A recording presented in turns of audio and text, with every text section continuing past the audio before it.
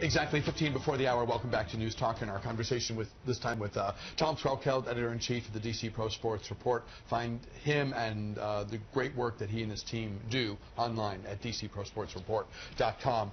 The NCAA tournament is not that far off, and we are blessed to have a few miles from here at College Park 2 top 10 ranked teams. Right.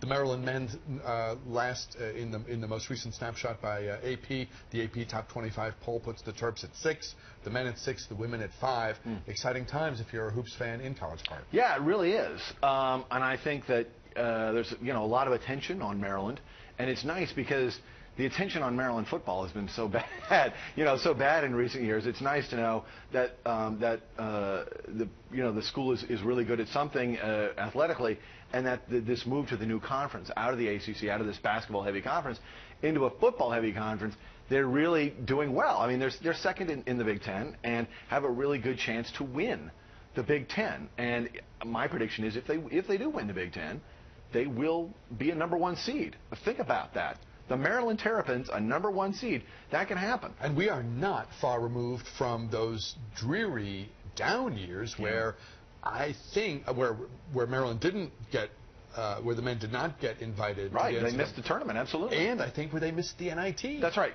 Look, Mark Turgeon came to this program when it was really low, when it was bad, and he was given a mandate: get this basketball back to the days when it was like when Gary Williams was here and the team was good and exciting and money was flowing in and so forth.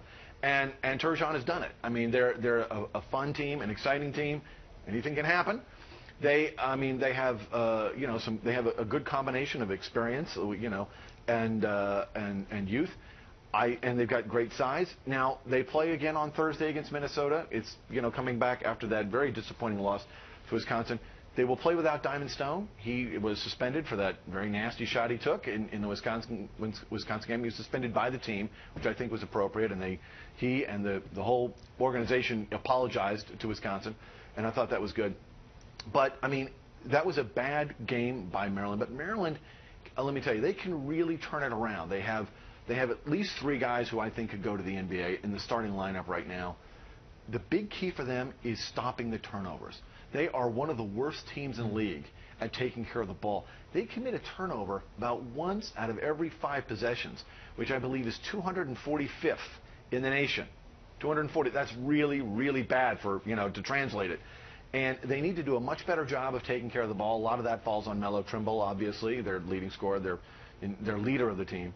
But I think that if they can improve on that turnover issue, they'll be a very dangerous team. That's the thing that scares people. You look at this, you look at the talent, the experience on this roster, the coaching, and you think these guys can be in the Final Four, and that's absolutely correct. They're just that good. On the other hand, Melo Trimble is in a terrible shooting slump. And he was 1 for 14 against Wisconsin. And if your best player is having a shooting slump and you're turning the ball over constantly, you can go out at any time. And it wouldn't shock anybody if they go out in the first week, of the tournament, or if they go all the way to the Final Four. They're that sort of crazy. But let's remember, they're 22-4. So they're a very good team. They're 6th in the nation, which is a fall from 2, but they could get back up there. And if they win the conference, which they very well could, we could be looking at a deep, deep run and a #1 seed overall. I was going to say, for the Maryland Terrapins. Every reason to believe, barring something horrible and unforeseen, that Maryland will be, when the brackets are announced, they'll be a 1 or a 2. I'd be shocked if they're less than a 2. Almost inconceivable.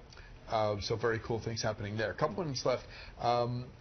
We are inching closer to some big decisions for football teams pivoting to next season. That's right. And we know that re-signing quarterback Kirk Cousins is job one for Scott McCloughan, Bruce Allen, the rest of the Brain Trust in Ashburn.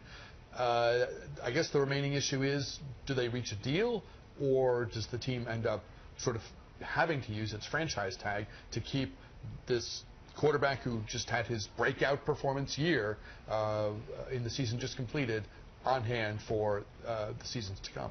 All right. Well, right now, reportedly, the two sides are very far apart on a contract. Now, that's not surprising. There hasn't been too much, really hard bargaining going on yet. They've got some time yet. By the end of the month, really, they've got to either have worked out a deal, or they're going to have to slap the franchise tag on him, at the start of next month. That would pay him probably around $18.5 million next year, which is a nice little salary bump from $660,000 last year. $660,000, pretty good money, but by NFL quarterback standards, it's a pittance. Here's the thing, though. You can slap the franchise tag on him and continue to negotiate, and they would. It's in mid-July, which is really the drop-dead date, where if you haven't reached a contract agreement by then he has to play under the franchise tag. The good thing for Washington is they could say, look, you have to prove it. You've had one good year, or 2.5 really good months. Here's a franchise tag. You get a lot of money, but no security beyond this year. Let's see what you can do. So a contract that is incentive heavy, in other words? Well, I mean, they could do that, but they could make him play under the franchise tag. But at some level, keeping things happy, creating a... Look, I agree. Players don't like the franchise tag, and the downside, of course, is he would take up $18.5 million or thereabouts under the cap, whereas a more long-term contract, you can be a little more flexible in how you structure it and provide the team with more salary cap room. They have probably $10 to $12 million to go right now. I strongly suspect a deal will be worked out. Cousins wants to be here. This is a system he understands and has thrived in, and they want him. Cousins is easily, this is not debatable, he is easily the most attractive free agent quarterback on the market. If Washington didn't nail him down, some other team would. He will be playing for the Burgundy and Gold next season. The question is whether he does it as part of a deal, at least 4 years, 4-year deal, or as the franchise tag. I still strongly suspect they will get a deal done because it's in both their interests to do it. The timing of this is fascinating. To have this sort of year, the breakout year, the playoff appearance year that Cousins and company just were able to produce as he's heading headlong into free agency, it makes this a dramatic moment. And to me, on the outside looking in and not knowing a lot about it, it seems like all the leverage is on Cousins' side. Well, he's got leverage, but of course the franchise tag changes everything. I mean, the franchise tag really changes relationships between the players and the teams. The franchise tag not only allows you to keep players, but it's only used, say, maybe 10 to 15 times a year on 10 to 15 players at the most. The thing is, what it does, though, is because it sets an upper limit for contracts, it depresses contracts for everybody else. And so it's a real tool for management. And they will use it on Cousins if possible. No one should be under any misapprehension. Kirk Cousins will be playing in Washington next year. There's no two ways about it. They need him. They have no alternative to him. There's no backup plan. Cousins is the guy, and because they have the franchise tag, they'll do it. They just really rather not do it. It would really limit the other moves that they can make. And, of course, Cousins wouldn't like it. The other thing is, if he plays really well again, then he's got enormous leverage, because if you have to franchise him a second time, he gets paid well north of $20 million, and it's a huge problem.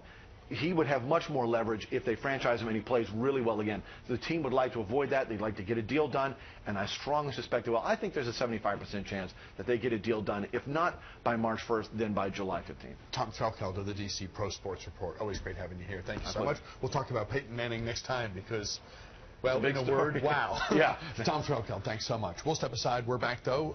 Keep it here. We're back with a program now, right after this.